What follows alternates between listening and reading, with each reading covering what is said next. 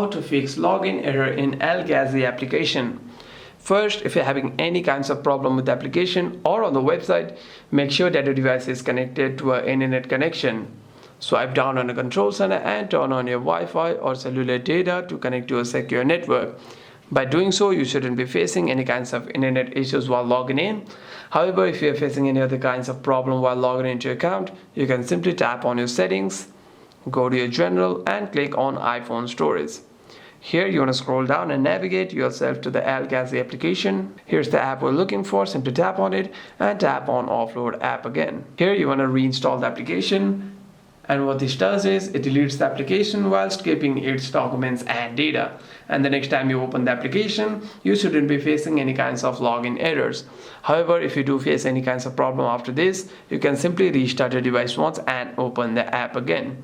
Hope this video was helpful, and if you have any further questions, make sure to leave a comment down below.